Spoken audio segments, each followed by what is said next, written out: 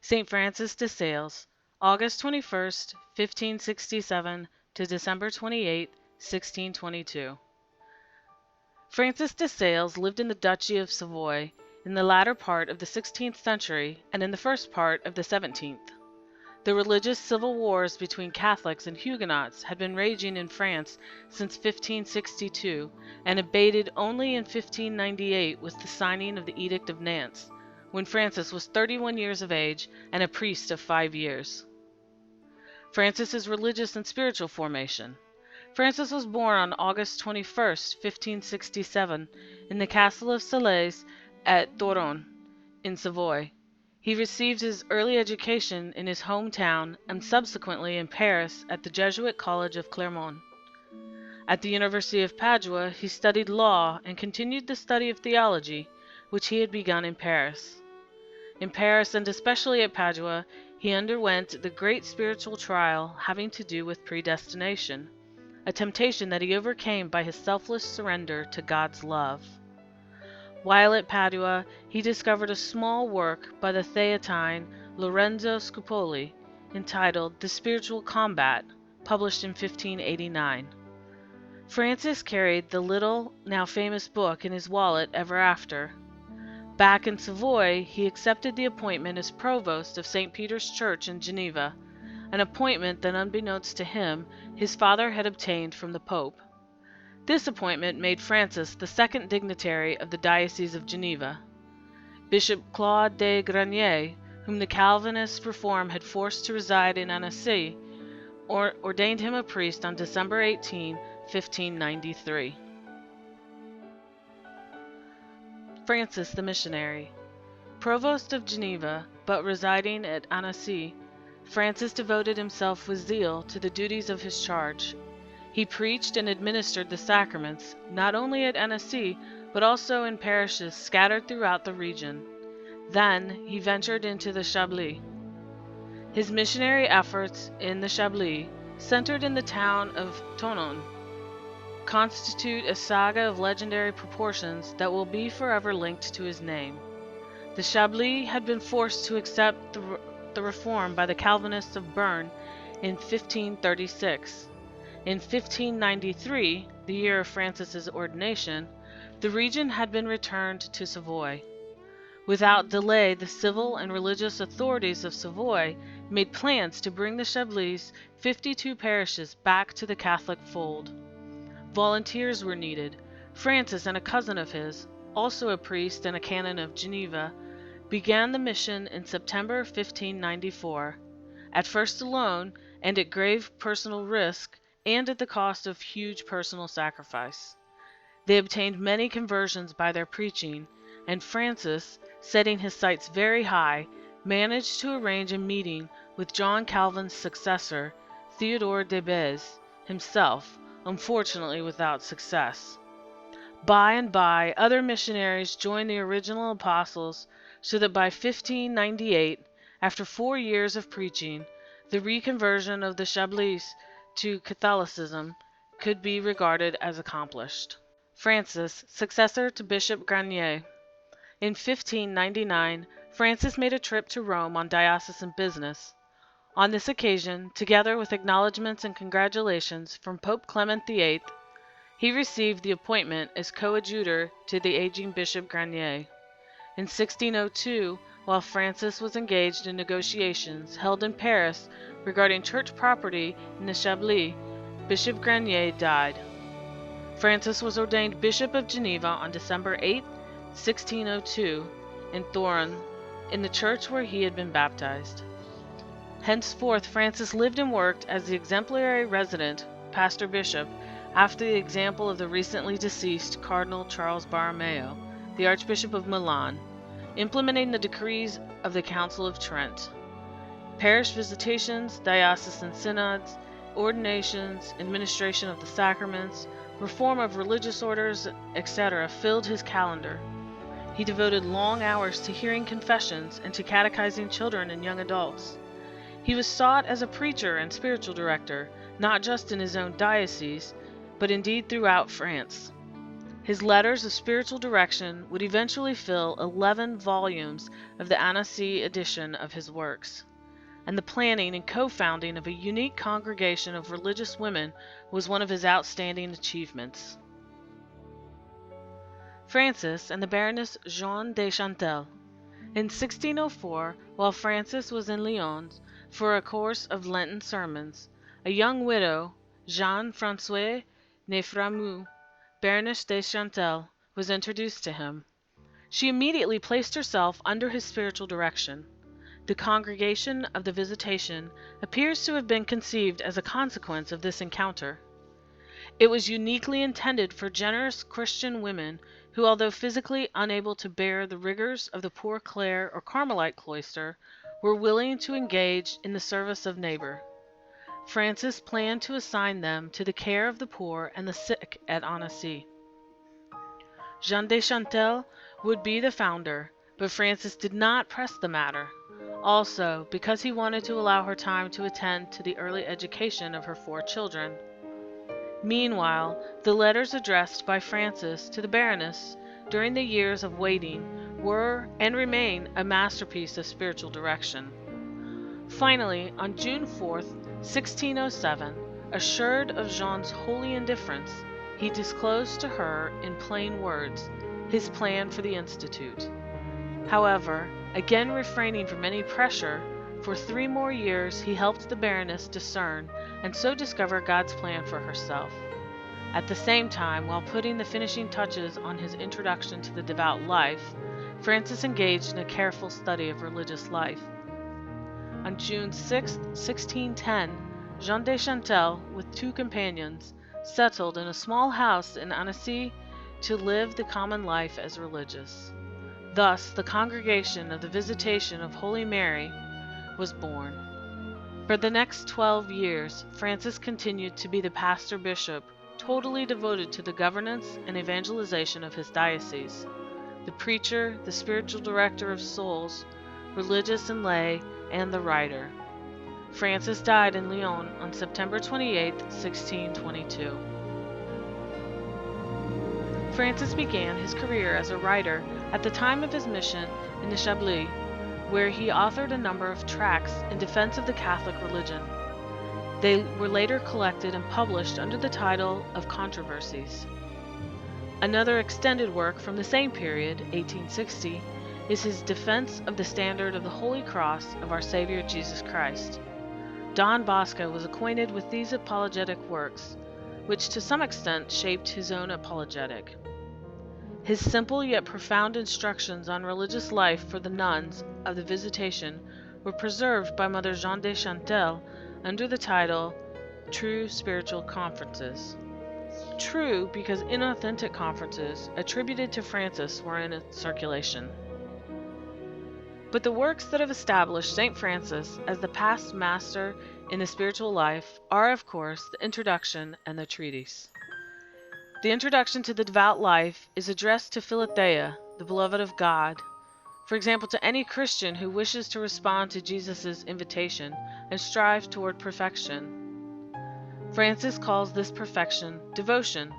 It is nothing less than authentic love of God, but such love as makes us committed, prompt, and constant in doing what pleases God, or God's will, in our everyday life.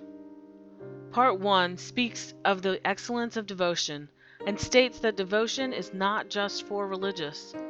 In order to make progress in devotion, one needs to have a good spiritual director.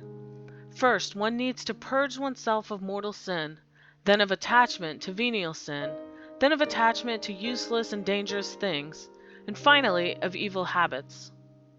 In Part 2, the author tries to convince Philothea of the necessity of prayer and suggests a method of praying, of hearing Mass, of receiving the sacraments, of hearing the Word of God, and so forth. Part 3 contains, as the title indicates, a number of suggestions touching on the practice of the virtues. In the first place, Francis gives some rules on choosing the virtues to be practiced, stressing particularly humility and sweetness, Salesian virtues par excellence. There follow chapters dealing with virtues that are proper of the consecrated life, but that laypersons should also practice according to their state in life. Other virtues touch on particular situations, such as friendships, respect of other persons in one's thoughts, conversation, and pastimes. Finally, advice is given to persons that are married, widowed, or unmarried. Part 4 discusses the matter of temptations. Chapter 11 and 12 on anxiety and sadness have a typical Salesian ring. Part 5 is a kind of postscript containing exercises and advice apt to renew one's spirit and strengthen devotion. Francis's treatise on the divine love was published in 1616 in Lyons. The treatise is longer, more scholarly, and hence outright more difficult than the introduction to the devout life. However, in the treatise we meet the same author that knew how to embellish his theological presentation with comparisons drawn from nature or with anecdotes derived from the lives of the saints. In spite of the loftiness of the subject, Francis refuses to display his brilliance by the depth of his analysis. His sole aim is to instruct and thereby to elicit interest. In the preface to the treatise he writes, "My thought and intention has been to describe simply and candidly, without artifice and certainly without makeup, the history of the love of God, its birth, progress, decline, workings, properties, advantages, and excellence." Then, smiling, and so as to forestall any criticism for useless details, he addresses the reader, referred to as Theotim, that is, God-lover, and writes, "If you should find, besides the above, some other things, they are proliferations that one like myself, who writes in the midst of so many distractions, finds hard to avoid. However, I believe that nothing will be completely useless. Nature itself, which is such a wise worker, in planning the productions of grapes, with prudent recklessness, produces a great variety of leaves and shoots. Few vineyards there are that do not need at the proper time to be stripped of leaves and suckers." The vineyard of Francis as a theologian, rooted as it is in the fertile soil, well exposed to the divine sun, is indeed luxuriant, although always accessible to a well-disposed spirit. The treaty is divided into 12 books. After a sort of general statement on the management of the faculties of the soul by the will in Book 1, Francis traces the progressive development of divine love through the lifetime of a faithful soul.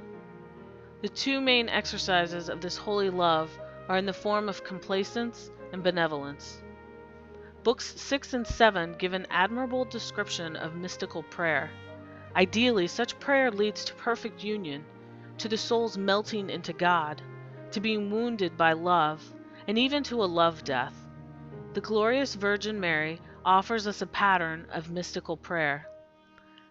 Then we come down from the heights of Sinai for such less lofty considerations as, on love of conformity through which we unite our will with the will of God, as is revealed in God's commandments, counsels and inspirations, and on love of submissions, through which our will is united with God's good pleasure. It remains for us to acknowledge the limitless love of God. God has commanded us that we should love Him above all things. For all virtues are pleasing to God, but holy love wields its authority over each of them. However, love never fails to take its chances. There follow 2 delightful chapters to put us on guard. One deals with love-inspired fear, which can be natural, servile, or mercenary. The other with sadness, which is almost always useless, in fact contrary to the service of holy love. In Book 12, having reached a conclusion to the treatise, Francis seems to regret having neglected discussion of a great many ordinary situations. But he denies that making progress in the love of God depends on natural propensity. He denies that our legitimate occupations are an impediment to our living in the love of God. One should therefore take advantage of every ordinary opportunity to practice this holy love, and consequently perform all one's actions with care, and with the greatest possible perfection.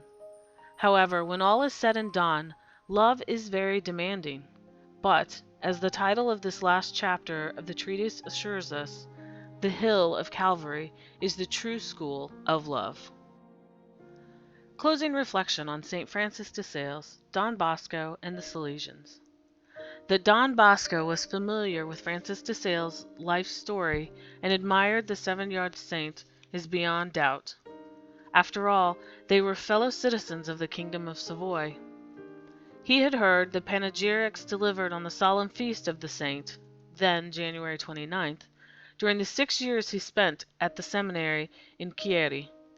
He made his spiritual retreats preparatory to ordination, Vincentian house of the mission in Turin, which had been the former convent of the Visitation sisters, and still retained memories of the saint. One of Don Bosco's resolutions taken on his ordination in 1841 read, "May the charity and gentleness of St. Francis de Sales guide me in all things." In 1844, Don Bosco, with Marchioness Barollo's permission, began to gather his small oratory in a room and adjoining chapel in the little hospital, which was still under construction, that featured a painting of St. Francis de Sales, whom Don Bosco took as a model and patron. He gives the following reasons for his choice. First, because Marchioness Barollo had in mind to found a congregation of priests under his patronage, and with this intention she had a painting of this saint done. Second, because we had put our own ministry, which called for great calm and meekness, under the protection of the saint, in the hope that he might obtain for us from God the grace of being able to imitate him in his extraordinary meekness and in winning souls. Third, that from heaven he might help us to imitate him in combating errors against religion, especially Protestantism, that was beginning to gain ground in our provinces, and more especially in the city of Turin. The original title of Don Bosco's work, St. Francis de Sales, was destined to extend its reach and to endure.